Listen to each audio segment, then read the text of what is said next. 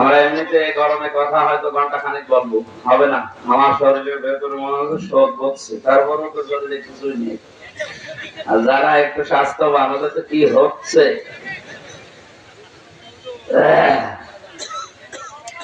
বললাম আজকে আমি আমি আসছি অনেক দূর থেকে, কালকে ছিলাম সেই পরশুদিন কোথায় বরিশাল মেহেন্দিগঞ্জ, এরপরে ছিলাম রাজশাহী, কালকে ফজরের আজান দিলে বের হয়েছে। বললাম যে আসর থেকে মাগরিব পর্যন্ত করো, এটা অন্তত একটু ঠান্ডা থাকবে, অথবা মাগরিবের পর থেকে এসা পর্যন্ত ওখানে রাত নাই 10টা থেকে 11টা পর্যন্ত। ও কথা শুনে না, মানুষ এসে বলে থাকবে, আপনি ফেসবুকে দিয়ে দিলেই তো হইতো। মানুষকে বলেন যে আপনারা আসর থেকে মাগরিব পর্যন্ত আসেন, বা মাগরিবের পরে আমি উঠবো, কারণ একটু ঠান্ডা হতো, আমিও কথা বলে একটু শান্তি পেতাম। এই মাহফিলটা ভালো না, কথা বলতে শুনলো না। এখন এই গরমে আমিও পারছি না, আপনারাও ছাড়ছেন না। আল্লাহু আকবার।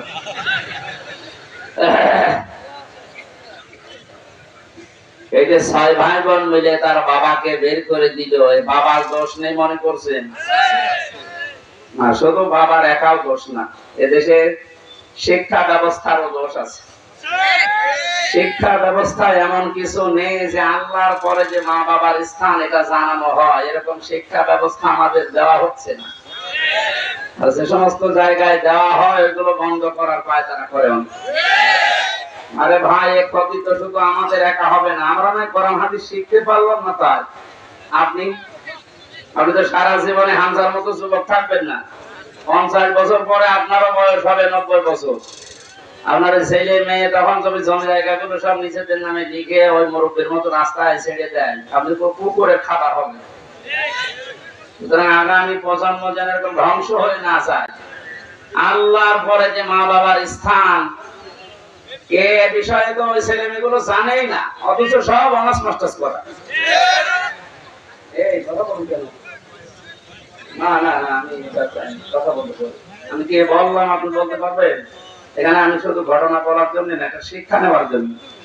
সুতরাং আমাদের যারা প্রজন্ম আসছে, ছেলে মেয়ে হোক যাই হোক, তাদেরকে এই কোরআনে কারিমের সাথে পরিচয় করিয়ে দেওয়া লাগবে। আমার বয়স যত বাড়বে, ওর মর্যাদা আমার মর্যাদা ওর কাছে যেন আরো বাড়বে। আর যদি এটা না থাকে, আমার দিন যত যাবে ওর কাছে আমার বোঝা মনে হবে।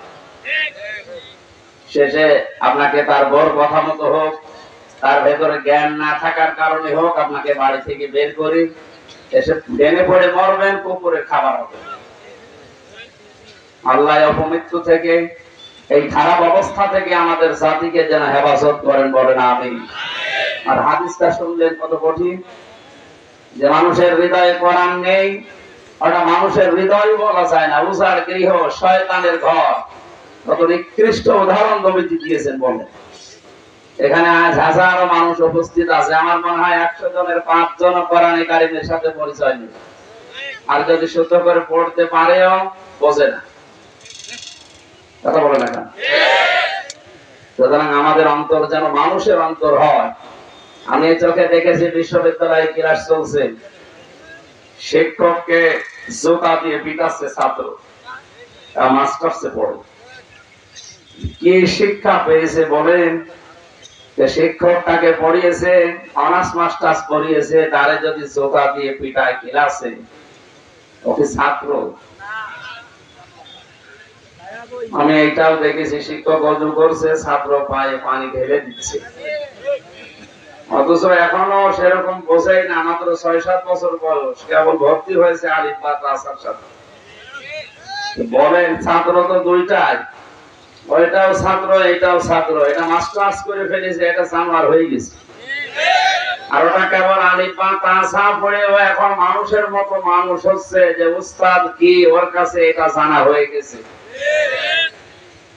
কিছুদিন পরে যখন কোরআন পড়বে, ওয়াকাদা রাব্বুকা আল্লাহ তা'বুদু ইল্লা ইয়াহু ওয়া বিল ওয়ালিদাইনি ইহসানা, আল্লাহ পাক সিদ্ধান্ত নিয়ে ফেলেছেন, রায় দিয়েছেন, ঘোষণা দিয়েছেন।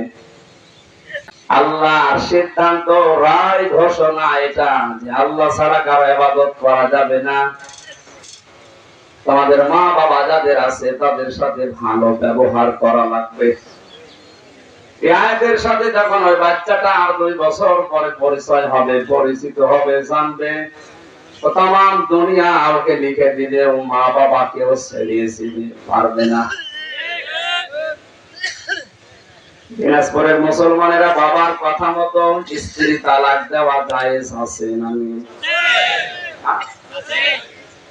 আমরা তো বলে দিবে মায়ের কথা মতো স্ত্রী তালাক দেওয়া জায়েজ আছে না?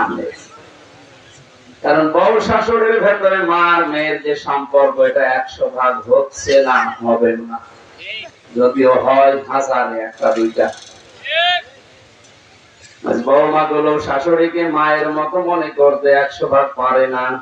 শাশুড়ি গুলো মেয়ে পুত্র বধূকে নিজের আপন মেয়ের মতো মনে করে ভাবতে পারে না। এজন্য অধিকাংশ পরিবার গুলো জাহান্নামের মতো হয়ে গেছে। অভাব আছে, তাহলে অভাবে মানুষ এরকম আচরণ করবে। ওটা যদি নিজের মা হতো, আপনি এই অভাবে তার সাথে আচরণ করতে পারতেন যেটা শাশুড়ির সাথে করছে? পারতেন না। এ দোষ শুধু আপনার একা না, এ দোষ পরিবারের, সমাজের শিক্ষা। সুতরাং এমন শিক্ষা ছেলে মেয়েকে দেওয়া দরকার, যারা আগামী প্রজন্ম দুনিয়াতে আসবে তারা যেন মা বাবা শ্বশুর শাশুড়ি কি তাদের জায়গা জায়গার মর্যাদা বুঝে বাস্তবে তারা আমাদের সাথে আচরণ করতে পারে। বলেন আমিন। নবী মুহাম্মদ রাসূলুল্লাহ সাল্লাল্লাহু আলাইহি ওয়াসাল্লামের উপরে দরুদ আর সালাম পড়ছি। এই কোরআনে কারীম প্রচার করতে গিয়ে 5টা বাধার বিশেষ করে সম্মুখীন হয়েছিলেন। নবীজিকে আল আমিন উপাধি দিয়েছিল এই মানুষগুলো। আল আমিন মানে বিশ্বাসী, আস-সাদিক, সত্যবাদী। অথচ এই মানুষগুলো কোরআনে কারীম পাওয়ার পর 5টা বাধা দিয়েছিল। নবীজিকে সর্বপ্রথম তারা পাগল বলে ঘোষণা দিয়েছে। কি বলে? কিয়ামত পর্যন্ত কোরআনে কারীম নিয়ে যারা নাড়াচাড়া করবে এদেরও এই 5টা বাধা মাস্ট বি আসবে। তার 1 নম্বরে পাগল। 1 নম্বরে কি? আরে পাগল বলার কারণ কি? কোরআনে কারীম জানিয়েছে মা আনতা বিনিআমাতি রাব্বিকা বিমাজনুন। নবী আপনার প্রতি আল্লাহর নিয়ামত এই যে আপনি পাগল না। বলেন সুবহানাল্লাহ। ওয়া সাহিবাকুম বিমাজনুন, আমাদের সাথে মুহাম্মদ সাল্লাল্লাহু আলাইহি ওয়াসাল্লাম তিনি পাগল না। কি পাগলামি তারা দেখলে তোমরা?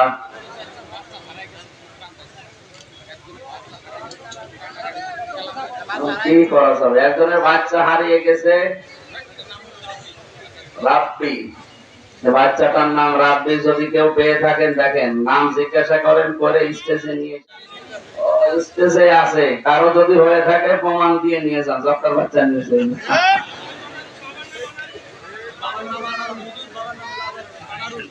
আনারুল, বাবার নাম আনারুল, এখানে আছে বাচ্চাটা রাব্বি। যদি কারো হয়ে থাকে এখানে এসে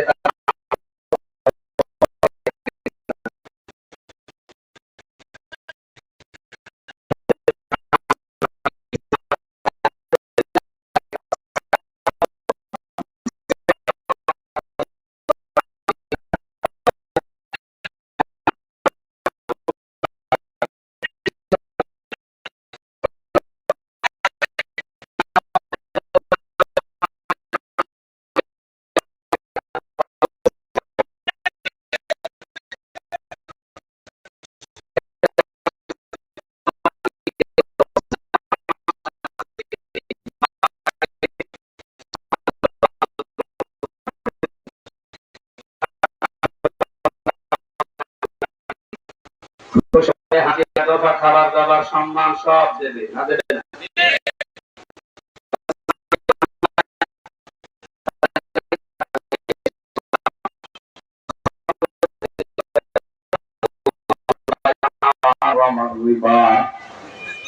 ছিল না? কি ছিল এটা? আল্লাহ পাক বলেন আমি ব্যবসাকে হালাল করেছি আর সুদকে হারাম করেছি। যে লোক তার বাবা মারা যাওয়ার পরে আমাদের হাদিয়া তওফা খাবার